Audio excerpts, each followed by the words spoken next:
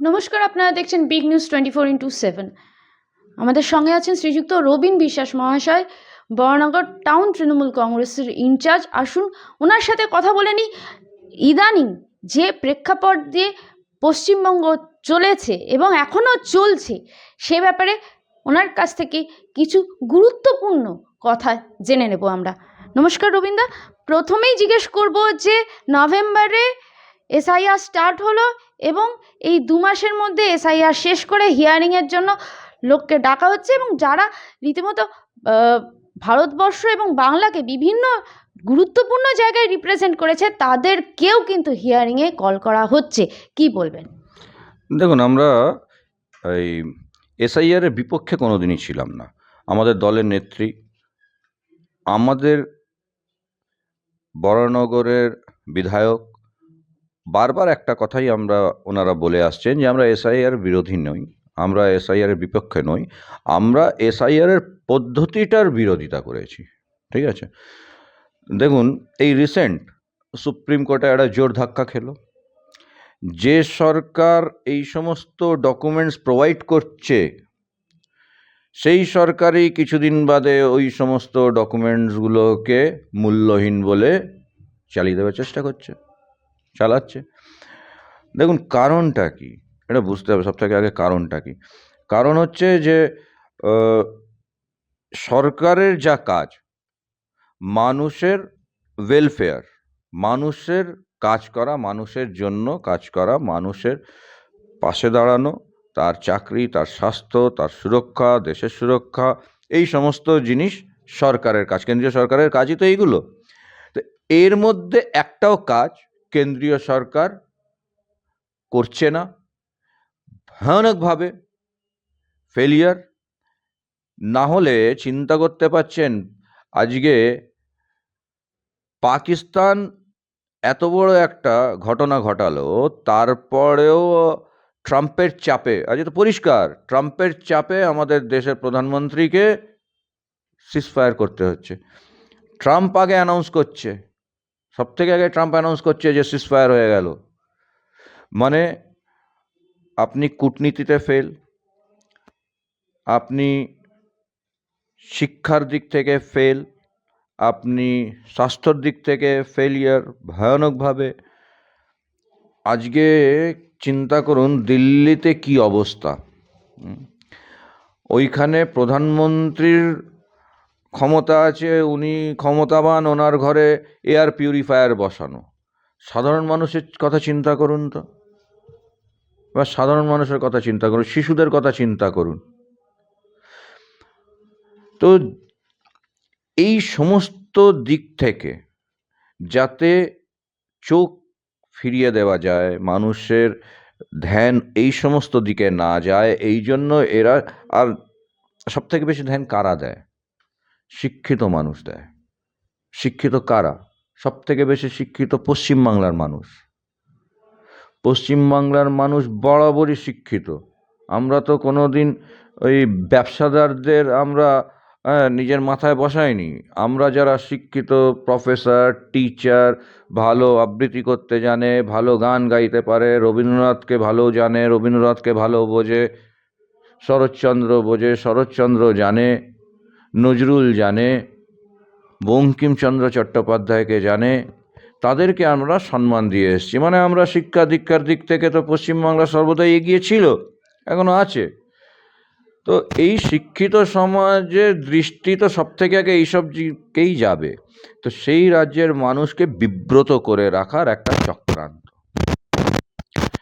সারা বছর মানুষকে কখনো আধার কার্ডের লাইনে লিঙ্ক করাতে হবে, কখনো আধার কার্ডের সঙ্গে ভোটার কার্ড লিঙ্ক করাতে হবে, কখনো ভোটার কার্ডের সঙ্গে প্যান কার্ড লিঙ্ক করাতে হবে, 2 মাস 3 মাস অন্তর অন্তর কেওয়াইসি জমা দাও।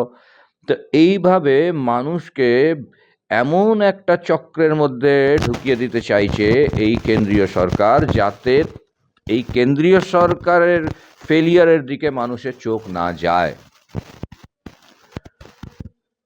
তো সেই জন্য এই সমস্ত জিনিস একটা ছেলে খেলা করা। আমাদের পশ্চিমবাংলার কিছু বাঙালি, কিছু পশ্চিমবাংলার বেচারি যারা সরকারি চাকরি, তাদের ঘাড়ে বন্দুক রেখে দিয়েছে, তাদেরকে তাও যে কাজটা কিভাবে হবে সেটাও উপর থেকে তো নির্দেশ আসে, সেই আধখ্যাচরা নির্দেশ পাঠাচ্ছে এইখানে বিএলওদেরকে লোকে মানে তাদের তো একটা তাদের মনে আতঙ্ক যে সাধারণ মানুষ তাদের উপরে না চড়াও হয়ে যায়। কেন কি ফেস তো করতে হচ্ছে সামনাসামনি মানুষের দরজায়, তো আমাদের পশ্চিমবাংলার মানুষগুলোকে যেতে হচ্ছে, যারা সরকারি চাকরি করে তাদেরকে তো বাধ্য করা হচ্ছে, তার আগে দাঁড়াচ্ছে, তো ফেস তো তাদেরকে করতে হচ্ছে।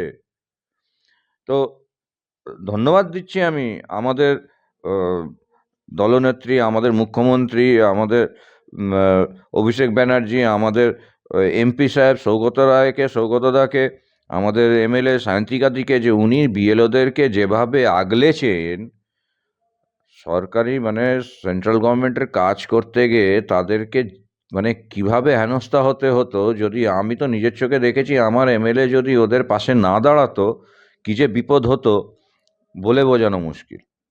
তো ওরা একটা একটা করে এরকম তুগলকি সিদ্ধান্ত চাপিয়ে দিচ্ছে, আর আমাদেরকে ওই সমস্ত জিনিসগুলো করতে হচ্ছে। এখন কি লাভ হলো? এই শুভেন্দু বলছে 1 কোটি লোক বাইরে চলে যাবে, আরও বিজেপির কিছু কিছু নেতা বলছে যে 1 কোটি 1.5 কোটি, গাল গল্প। শোনো, কি বলার আছে এইখানে? একটা কাজ যেটা বলেছিল, এই কি নাকি ওই দাউদকে ধরে নিয়ে আসবে, সন্ত্রাসবাদ শেষ হয়ে যাবে, ডিমনিটাইজেশন করিয়ে দেওয়ার পরে সন্ত্রাসবাদ শেষ হয়ে যাবে, তারপরে ফেক কারেন্সি তো উঠেই যাবে, ঠিক আছে? যারা হাওয়াই চটি পড়ার যাদের ক্ষমতা নেই, কি যারা শুধুমাত্র হাওয়াই চটি পড়ার ক্ষমতা আছে, যাদের এখনো জুতো পরার ক্ষমতা হয়নি, তাদেরকে প্লেনে করে যাওয়া আসার ব্যবস্থা হয়ে যাবে, ঠিক আছে? তারপরে তো প্রতি বছর 2 কোটি বেকারকে চাকরি দেবে, 15 লক্ষ টাকা করে সবার অ্যাকাউন্টে ঢুকবেই। এইসব তো গাল গল্প তো ছিলই, এখন আবার নতুন একটা ইয়ে হয়েছে এসআইআর, ঠিক আছে? এর আগে হলো সিএ, তার আগে এনআরসি, তার আগে চাষিদের বিল, মানে যা তা করছে একটা মানে সরকার। একটা সরকার সরকারি কাজ না করে মানে সাধারণ মানুষকে হয়রান করা, সাধারণ মানুষের জীবনটাকে হেল করে দেওয়া ছাড়া এই নরেন্দ্র মোদী আর অমিত শাহের সরকারের এছাড়া কোনো কাজ নেই, কোনো কাজ নেই। তো তার পরিণাম দেখতেই পাচ্ছেন, মানে 70, 72, 75 বছরের বৃদ্ধাদেরকে 80 বছর 82 বছর বৃদ্ধদেরকে এসআইআর এর হিয়ারিংয়ের জন্য ডেকে পাঠাচ্ছে। হ্যাঁ, এই তো খবরের কাগজে দেখি মাঝে মধ্যে বয়স্ক ভদ্রলোক, বয়স্ক ভদ্রমহিলার করুণ ছবি চোখের সামনে ভাসছে, কিন্তু আমরা অপারও কিছু করার নেই। মানে সত্যি মানে সত্যি মানে গায়ে জ্বালা ধরছে যে এ কি, মানে একটা সেন্স থাকবে তো, মিনিমাম একটা মানুষের প্রতি, দেশের মানুষের প্রতি তো একটুখানি সহানুভূতিশীল হতে হবে সরকারকে। এই দেশের মানুষগুলো হিয়ারিংয়ে জানা গেল যে উনি ইন্ডিয়ান, উনি ভারতীয়, এই যে ওনার যে হ্যারাসমেন্ট, এইগুলো কি ফিরিয়ে দেওয়া যাবে? একটা সুস্থভাবে, যার সরকারের থেকে কিছু আশা নেই, যার কোনো সরকারের কে বিব্রত করার কোনোদিন কোনো ইচ্ছা ছিল না, সারা জীবন কোনোদিন সরকারকে বিব্রতও করলো না, করবেও না, একজন 80-82 বছরের বৃদ্ধ কি বৃদ্ধা করার কোনো চিন্তা ভাবনাই সে নেয় না, কিন্তু সরকার মানে কাউকে ছাড়ছে না বিব্রত করে রাখো। কারণ কি, যে নিজের ব্যর্থতাকে ঢাকা দিতে হবে, মানুষের দৃষ্টিটাকে ঘুরিয়ে দিতে হবে। যতবার ইলেকশন আসে ততবার কখনো সিবিআই, কখনো ইডি, এখন আবার এসআইআর, কি হবে আলটিমেটলি বোঝাই যাচ্ছে। আজকে আপনি চিন্তা করুন যে মুখ্যমন্ত্রী যদি সেইভাবে না নাবাতো তৃণমূল কংগ্রেস কর্মীদেরকে, বিএলওদেরকে সাহায্য করার জন্য, কি কঠিন পরিস্থিতির মুখে তাদেরকে পড়তে হতো। যাই হোক, আশা করব আমাদের দেশের প্রধানমন্ত্রী শুভবুদ্ধি উদয় হবে এক না একদিন, আশা তো দেখছি না, কিন্তু তাও ভগবানের কাছে এটাই আমাদের প্রার্থনা যে ওনার শুভবুদ্ধি উদয় হোক, মানুষের জন্য চিন্তা করুক। আপনি 3টে শব্দ আপনার উত্তরের মধ্যে বলেছেন, যে 3টে শব্দ কে যদি এক লাইনে বসাই, একটা পংক্তিতে বসাই, তাহলে সাহিত্য সম্রাট বঙ্কিমচন্দ্র চট্টোপাধ্যায়ের কথা বলেছেন, নরেন্দ্র মোদীর কথা বলেছেন, এবং মানুষ, সাধারণ মানুষ যেভাবে ব্যতিব্যস্ত হচ্ছে, যেভাবে হ্যারাসড হচ্ছে, সেই কথা বলেছেন। সেক্ষেত্রে আমার দ্বিতীয় প্রশ্ন হচ্ছে, বাংলার সাহিত্য সম্রাট বঙ্কিমচন্দ্র চট্টোপাধ্যায়কে নরেন্দ্র মোদী পার্লামেন্টে দাঁড়িয়ে বঙ্কিম দা বলেছেন, এবং প্রথম যিনি শহীদ হয়েছিলেন ক্ষুদিরাম বোস, তাকে ক্ষুদিরাম সিং বলেছেন। এই যে বাংলার ইতিহাসকে অবজ্ঞা করা, বাংলার যারা মানে যাকে আমরা বলি যে আমাদের শিকড়, সেই শিকড়ের যারা প্রধান পুরুষ, যারা প্রধান বাংলাকে পথ দেখিয়েছে, তাদের ক্ষেত্রে একটা তাচ্ছিল্যর যে দৃষ্টিভঙ্গি প্রাইম মিনিস্টারের আছে, সেক্ষেত্রে আপনি কি বলবেন? তাও কিন্তু তিনি বাংলায় কিন্তু বারংবার নির্বাচনের আগে পাঠাচ্ছেন বিভিন্ন তার কর্মকর্তাদের, এবং বিভিন্ন জায়গায় তিনি সভা সমিতি সব কিছু করছেন। তো সেক্ষেত্রে তার যদি বাংলার প্রতি এইরকম একটা তুচ্ছ তাচ্ছিল্য দৃষ্টিভঙ্গি থাকে, একটা বঞ্চনার দৃষ্টিভঙ্গি থাকে, একটা হ্যারাসমেন্ট করা দৃষ্টিভঙ্গি থাকে, তিনি যেটা আশা করেছেন এবং আশা এখনও করছেন যে বাংলার থেকে তিনি অনেকটা নির্বাচনের সময় অনেকটা সাফল্য পাবেন, সেই আশাটা কি পূরণ হবে? দেখুন, একটা কথা আছে যে সেগুড়ে বালি, আর রইল যে ওই তাচ্ছিল্য করছে, তো পশ্চিমবাংলার মানুষ 26-এর নির্বাচনে জবাব দেবে, মোক্ষম জবাব দেবে। ওই ক্ষুদিরাম সিং, তারপরে বঙ্কিমদা, আমাদের সৌগতদা, আমাদের এমপি তো সঙ্গে সঙ্গে, একদম সঙ্গে সঙ্গে পার্লামেন্টে বসেই বলল যে একটা মিনিমাম একটা প্রাইম মিনিস্টার, একজন প্রাইম মিনিস্টার বলুন, যে চেয়ারে পণ্ডিত জওয়াহরলাল নেহরু বসেছেন, ডক্টর মনমোহন সিং বসেছেন, ভিপি সিং বসেছেন, চন্দ্রশেখর বসেছেন, ইন্দিরা গান্ধী বসেছে, রাজীব গান্ধী বসছে, মোরারজি দেসাই, এই মানে নিজের একটা দেশের প্রধানমন্ত্রী, দেশের স্বাধীনতা সংগ্রামী, দেশের সাহিত্যিক, দেশের বৈজ্ঞানিকদের ব্যাপারে তাদেরকে চেনে না, জানে না। হ্যাঁ, মানে আপনি চিন্তা করতে পারছেন যে মানে আগে তো আমাদের পশ্চিমবাংলায়, কলকাতায় একটা রক কালচার ছিল। আমাদের এইখানে যারা রকে আড্ডা মারতো, চায়ের দোকানে যারা আড্ডা মারে, তাদেরও সেন্স ওনার থেকে বেশি, তাদেরও জ্ঞান বোধ বুদ্ধি, মানে ওনার থেকে তো রকে বসে বসে অনেক বড় বড়, আমাদের তো রকে বসে বসে কত বড় বড় কবিতা লেখা হয়ে গেল, সাহিত্য লেখা হয়ে গেল, উপন্যাস লেখা হয়ে গেল, সিনেমা তৈরি হয়ে গেল। কফি হাউসে তো মানে একটা ইতিহাস বলতে পারেন। তো ওদের কাছ থেকে এর বেশি কিছু আশা করা যায় না। এই যে মিডিয়া আর মানে কিছু স্বার্থন্বেষী লোকজন, ঠিক আছে, নিজেদের ব্যক্তিগত স্বার্থকে চরিতার্থ করার জন্য এই দুটো লোককে, ঠিক আছে, এই ধরুন আদানির মতন, আম্বানির মতন, যারা দেশটাকে বিক্রি করে দিচ্ছে, প্রতিটা মানুষকে বিক্রি করে দেওয়ার যাদের চিন্তাভাবনা, প্রতিটা রাজ্যের প্রতিটা গ্রামের জঙ্গল থেকে নিয়ে, পাহাড় থেকে নিয়ে, পর্বত থেকে নিয়ে সমস্ত খনিজ সম্পদকে লুট করা, যাদের উদ্দেশ্য, তারা নিজের এই উদ্দেশ্যটাকে সফল করার জন্য এই দুটো লোককে মানে একটা গ্যাস বেলুন বানিয়ে ফুলিয়ে ফাঁপিয়ে দেখাচ্ছে। একটা যদি আলপিন দিয়ে ফুটো করা হয়, সমস্ত গ্যাস বেরিয়ে যাবে।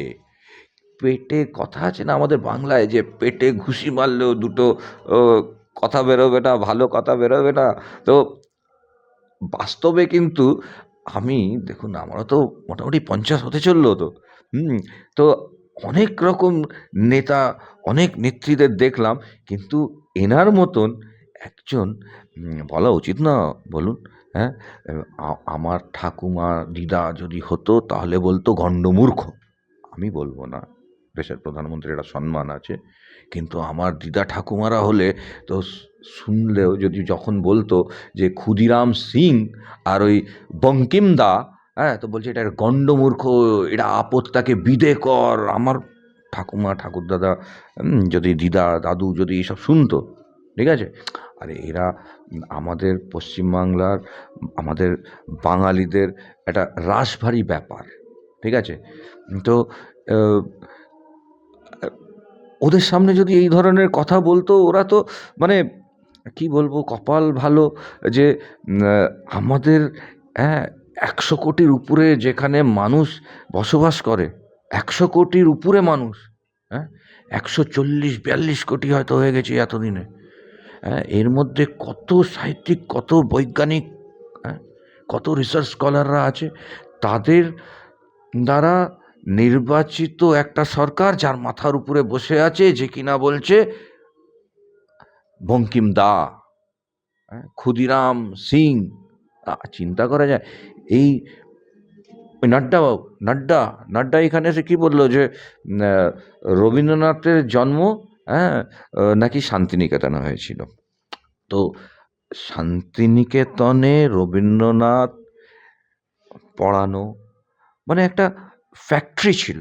আমাদের শহর বোঝে না, যে আমাদের চিন্তা বোঝে না, যে আমাদের সাহিত্য শিল্প, আসলে বাঙালি কি, বাংলাটা কি, বাঙালি কি, বাঙালি কি চায়, বাঙালি কি ভালোবাসে, বাঙালি কতটা ভাবতে পারে, বাঙালি কতটা দেশের জন্য, আপন দেশের জন্য, আপন দেশের মানুষের জন্য কতটা নাপতে পারে, কত দূর দৌড়তে পারে, কি তার মনে আছে, সহানুভূতিটা কি, এইসব জিনিস থেকে বহু বহু দূর। এরা হচ্ছে মেটেরিয়ালিস্টিক, মানে শুধু ধান্দা, শুধু, এছাড়া কিচ্ছু নেই।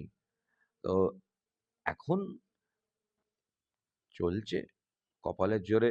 একটা সময় কংগ্রেসেরও অহংকার কংগ্রেসকে যেরকম শেষ করেছে, এদেরও পতন বেশি দিন নেই। দেখতে থাকুন মমতা ব্যানার্জি যেভাবে এগিয়ে চলছে, আর যেভাবে মমতা ব্যানার্জি কিছুদিন আগে বুঝিয়ে দিল যে ওই ইডি হোক সিবিআই হোক, আমি ন্যায্য তো ন্যায্য, ন্যায্যর থেকে তাতে আমার প্রাণ চলে যাক, আমি কিন্তু ন্যায্যর জায়গা থেকে 1 সেকেন্ডের জন্য আমি সরছি না। হ্যাঁ, তো বুঝিয়ে দিল গোটা উম, দেশে ওই সিবিআই ইডি কি হাঙ্গামা মাচিয়ে রেখেছে। এই তো ওই আজ থেকে 3-4 বছর আগেই তো সিবিআই হেডকোয়ার্টারে কি ঝামেলা। তো কিসের জন্য এই ঝামেলা হচ্ছে? আমরা কি কিছুই বুঝি না? আমরা তো রাজনীতি করি, আমরা তো বুঝতে পারি যে কেন এই ঝামেলা, কেন এই মারামারি, রাতের অন্ধকারে ট্রান্সফার হচ্ছে, রাতের অন্ধকারে মারামারি হচ্ছে, এইসব।